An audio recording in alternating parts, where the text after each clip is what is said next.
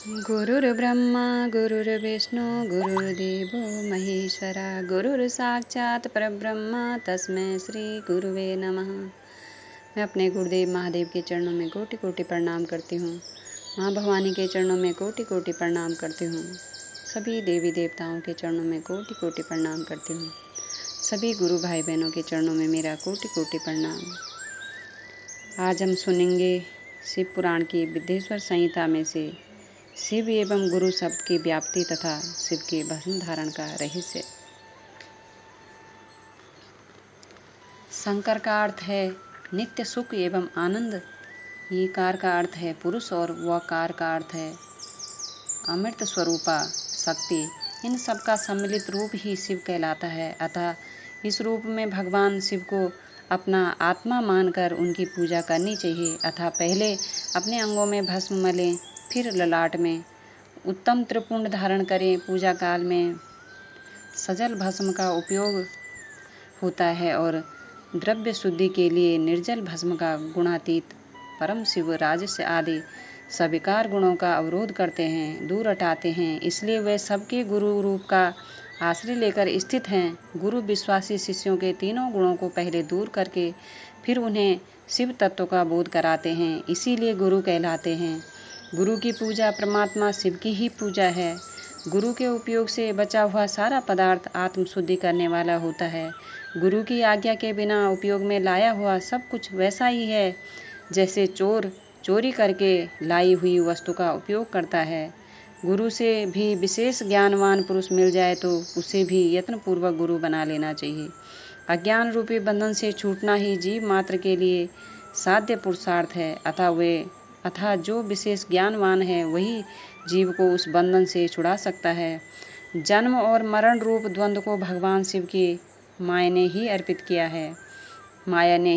किया है। जो इन दोनों शिव की माया को ही अर्पित कर देता है वह फिर शरीर के बंधन में नहीं पड़ता। जब तक शरीर रहता है तब तक जो क्रिया के ही अधीन है वह जीव बद्ध कहलाता है। स्थूल, सूक्ष्म और कारण तीनों शरीरों को वश में कर लेने पर जीव का मोक्ष हो जाता है, ऐसा ज्ञानी पुरुषों का कथन है। माया चक्र के निर्माता भगवान शिव ही परम कारण हैं। वे अपनी माया के दिए हुए द्वंद्व का स्वयं ही परिमार्जन करते हैं। अतः शिव के द्वारा कल्पित हुआ द्वंद्व उन्हीं को समर्पित कर देना चाहिए। जो शिव की पूजा में तत्पर हो वह मौन रहे, सत्य आदि गुणों से संयुक्त हो तथा क्रिया, जप, तप, ज्ञान और ध्यान में से एक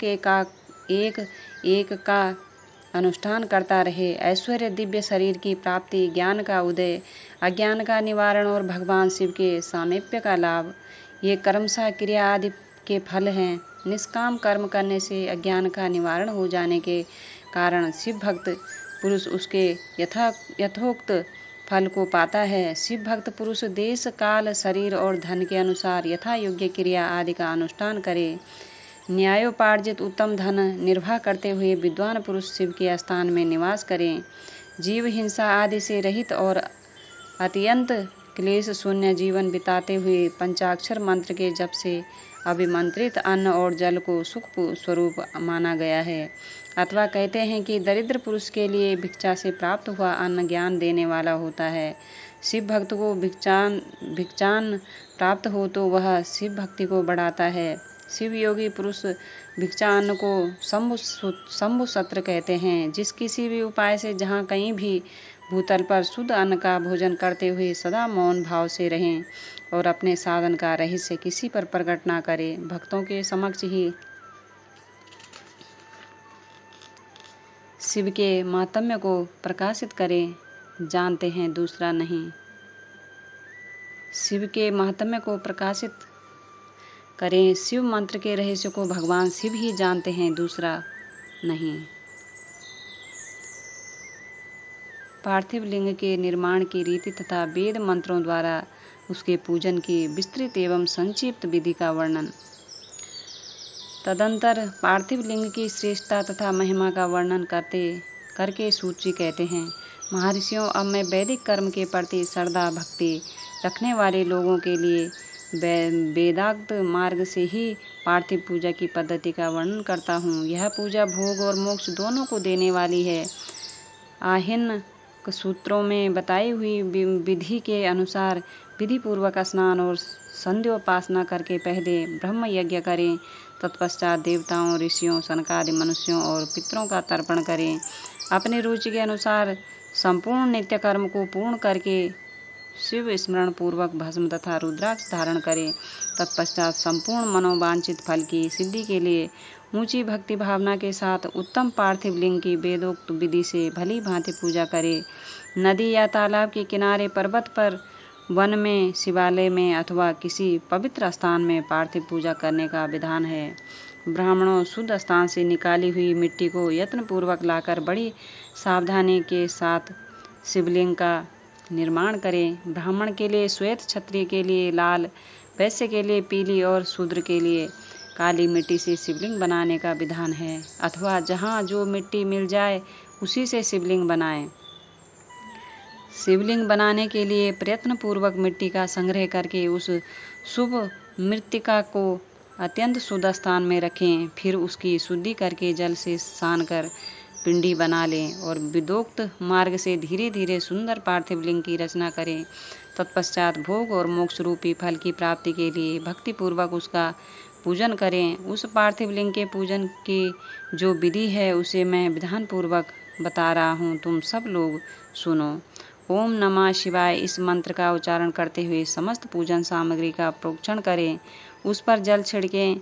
इसके बाद भूर्सी इत्यादि मंत्र से क्षेत्र सिद्धि करें। फिर अपोस्माना इस मंत्र से जल का संस्कार करें। इसके बाद नमस्ते रुद्राय इस मंत्र से स्फटिक का बंद शिला का घेरा बनाने की बात कही गई है। नमः संभवाय इस मंत्र से क्षेत्र शुद्धि और पंचामृत का प्रोक्षण करें। तत्पश्चात शिव भक्त पुरुष नमः पूर्वक नीलगिरिवाय मंत्र से शिवलिंग की उत्तम प्रतिष्ठा करें। इसके बाद वैदिक रीति से पूजन कर्म करने वाला उपासक भक्तिपूर्वक एतते रुद्रवसम इस मंत्र से रमणीय आसन दे।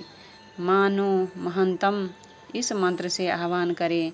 याते रुद्रः इस मंत्र से भगवान शिव को आसन पर समासीन करें। यम्मीस्वम इस मंत्र से शिव के अंगों में न्यास करें। अध्यवोचत इस मंत्र से प्रेम पूर्वक अधिवासन करें। असो यस्तमारो इस मंत्र से शिवलिंग में इष्ट देवता शिव का न्यास करें।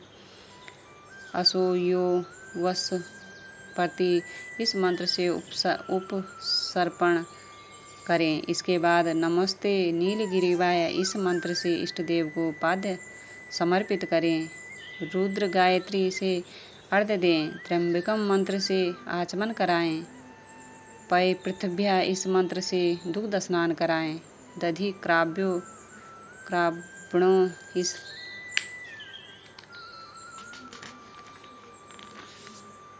मंत्र से दधि स्नान कराएं। घृतपावा इस मंत्र से घृत स्नान कराएं। मधुवाता, मधुनक्तम, मधुमानो इन 3 ऋचाओं से मधु स्नान और शर्करा स्नान कराएं। इन दुग्ध आदि 5 वस्तुओं को पंचामृत कहते हैं, अथवा पाद्य समर्पण के लिए कहे गए नमस्तस्तो नीलगिरिवाय इत्यादि मंत्र द्वारा पंचामृत से स्नान कराएं। तदंतर मानस्तो के इस मंत्र से प्रेम पूर्वक भगवान शिव को कटिबंध अर्पित करें। कृष्णवे इस मंत्र का उच्चारण करके आराध्य देवता को उत्तरीय धारण कराएं। याते हेति इस इत्यादि 4 ऋचाओं को पढ़कर वेदाज्ञ भक्त प्रेम से विधि पूर्वक भगवान शिव के लिए वस्त्र एवं यज्ञोपवीत समर्पित करें। इसके बाद नमः स्वभ्याय इत्यादि मंत्र को पढ़कर शुद्ध बुद्धि वाला भक्त पुरुष भगवान को प्रेम पूर्वक गंध, सुगंधित चंदन एवं रौली चढ़ाएं। नमस्तक्षो इस मंत्र से अक्षत अर्पित करें। नमः प्रायः इस मंत्र से फूल चढ़ाएं। नमः प्राणाय इस मंत्र से बिल्व पत्र समर्पण करें। नमः कपदने च इत्यादि मंत्र से विधि पूर्वक धूप दें। नमः आसवे इस ऋचा से शास्त्रोक्त विधि के अनुसार दीप निवेदन करें। तत्पश्चात हाथ जोड़कर नमो ज्येष्ठाय इस मंत्र से उत्तम नैवेद्य अर्पित करें। फिर पूर्वोक्त त्र्यंबक मंत्र से आचमन कराएं। इमा रुद्राय इस ऋचा से फल समर्पण करें। फिर नमो व्यज्राय इस मंत्र से भगवान शिव को अपना सब कुछ समर्पित कर दें।